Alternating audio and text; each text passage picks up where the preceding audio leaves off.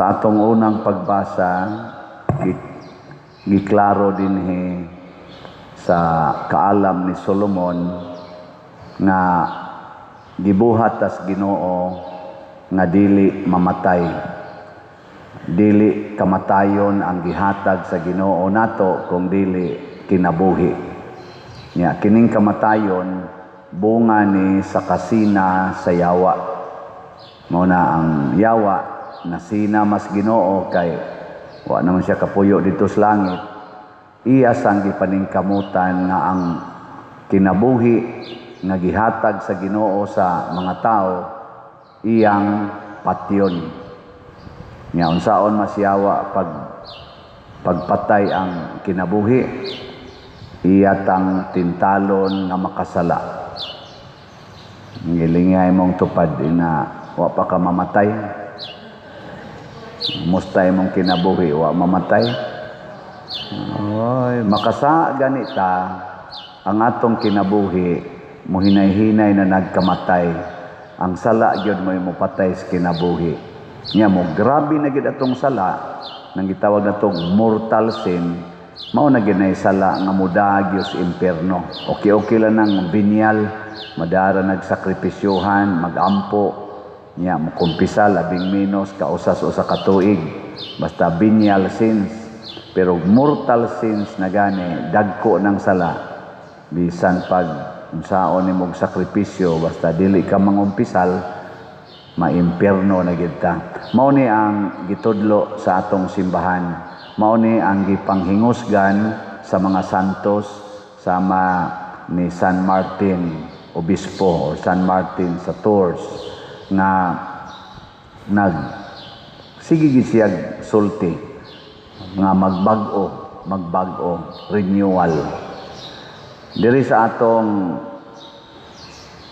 unang pagbasa niingon sa diri pagsulti nga kadtong mga makasasala mauray mamatay, ang mga matarong dili mamatay. Kani ato ni siyang sabton dili sa paagi nga tawhanon kay bisan gani si Kristo matarong man siya pero namatay man gid siya. Si Mama Mary buutan sa kayto namatay man gyapon. Ang gipasabot ani nga kamatayon kana bang dili maimpierno. Kay ang impierno man gyud maoy final death. Matud pa sa Book of Revelation, second death ang impierno. Nya unsaon man aron dili ta maimpierno sa atong tubag sa Salmo gibutang dinhi nato ang atong tubag og daygon ko ang Ginoo sa tanang panahon. Musugod na gitag daig sa binuhat sa Ginoo, mamiligro na taana. Ngilingay mong tupad na wa ka magsigig daig sa imong naong. Kaya usahay rabat ko particular kay ta sa atong naong. Gusto kita atong naong daygon, ang atong kaugalingon mo'y daygon, labi na karon naaning social media. Gusto kita daghang mo like sa atong i-post. Mao nang sag-unsa na lagi pangbuhat, kuluran ang buhok, papution ang naong, mga kilay kiskisan, mga pilok, sumpayan. Sag-unsa na lagi pang make-up para lang yun daygon. Ununga na, ununga. Kinahanglan sa atong gibuhat, sa atong kaugalingon, o gibuhat na to sa katilingban, ang Ginoo gyud maoy daygon. Unya aron dili ta mailad sa yawa nga mahimo tang self-centered. Ato yung puy-an ang gisulti sa ebanghelyo. Ug unsa may gisulti sa ebanghelyo, mahimo gid tang mga sulugoon. Nya ang sulugoon nga tinud-anay ang sulugoon dili mangayo og pasalamat. Samot na sa pagdaig, di siya mumangayo ana. Kung makabuhat na kuno ta sa tanan atong buluhaton nga makaayo sa atong amo nga mao ang Ginoo sama ng work of mercy. Mao man ay makalipay sa Ginoo, works of mercy. Pila man kabuk atong corporal works of mercy? 7. Nya naasay spiritual works of mercy. Pila man sad kabuk? 7 sad. So mahog og 14 tanan. Bisag ka na lang buhaton anato. Wa na masad mo ka memorize ana tingali. Galisod na mag-memorize sa corporal bay ato ko nun suwayan, corporal works of mercy. Pakana ang gigotom, paimna ang giuhaw, bistihi ang hubo, pasudlas inyong balay ang way balay, atimana ang masakiton, duawa ang binilanggo, ilubong ang mga minatay. Ilubong, wa mo ingong i-cremate ang namatay. Ilubong. Kita rabang karon ato rabang i-cremate dayon. Muna, corporal works of mercy na siya.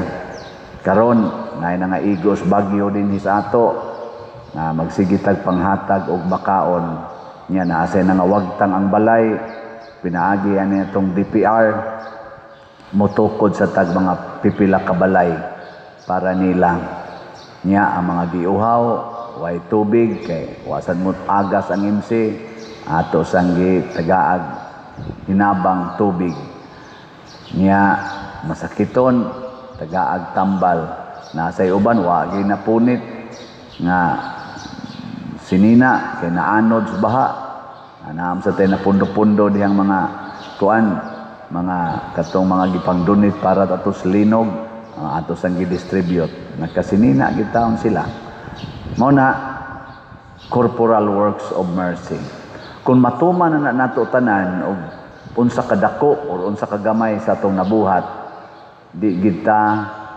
magpaabot or mangandoy nga daygon ta or pasalamatan